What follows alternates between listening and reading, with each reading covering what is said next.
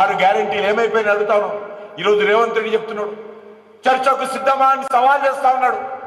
అయ్యా రేవంత్ రెడ్డి, చర్చకు సిద్ధమే, కానీ నువ్వు ఇచ్చినటువంటి హామీలు ముందు అమలు చేయి.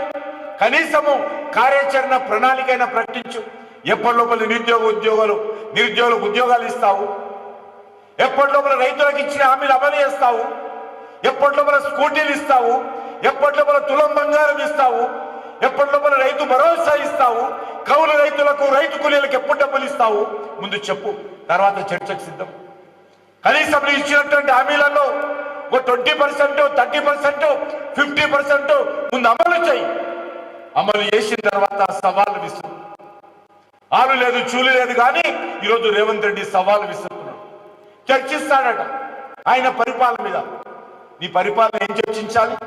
నీ దగ్గర ఉన్నటువంటి డ్రైవర్ని అడిగితే, మీ ఆఫీసులో పనిచేస్తున్నటువంటి కార్మికులను అడిగితే, మీ ఆఫీసులో పనిచేస్తున్నటువంటి ఉద్యోగులను నడిస్తే, రేవంత్ రెడ్డి గారు మీ సెక్రటరీలో పనిచేస్తున్నటువంటి ఉద్యోగులను అడిగితే చెప్తారు మీ పనితీరు ఏ రకంగా ఉందో, మీరు ఇచ్చినటువంటి హామీలు ఏ రకంగా అమలు చేశారో చెప్తారు.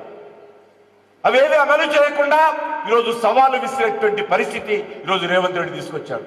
అందుకే ఈరోజు మనం చేస్తా ఉన్నాను, ఈ రాష్ట్రంలో ఎంతో పోరాటాలు చేసి, ఎన్నో త్యాగాలు చేసి తెచ్చుకున్నటువంటి తెలంగాణ మరి గత 11 సంవత్సరాలుగా తెలంగాణ ఉద్యమకారుల ఆకాంక్షలకు విరుద్ధంగా ముందుకెళ్తా ఉంది.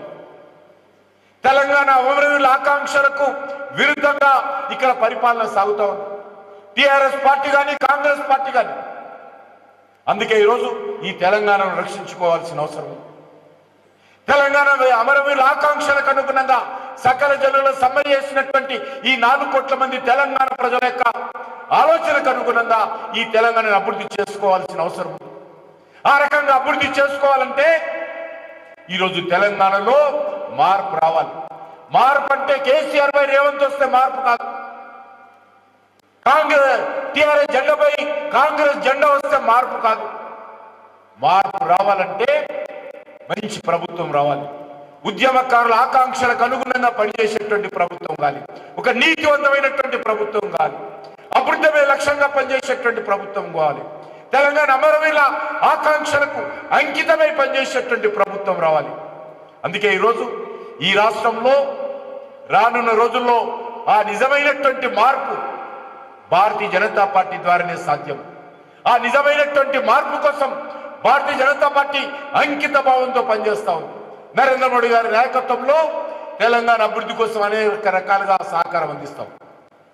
భవిష్యత్తులో ఇదే దిశలో ముందుకెళ్లాల్సినటువంటి అవసరం ఉంది. డబుల్ ఇంజన్ సర్కార్ రావాలి తెలంగాణలో కూడా.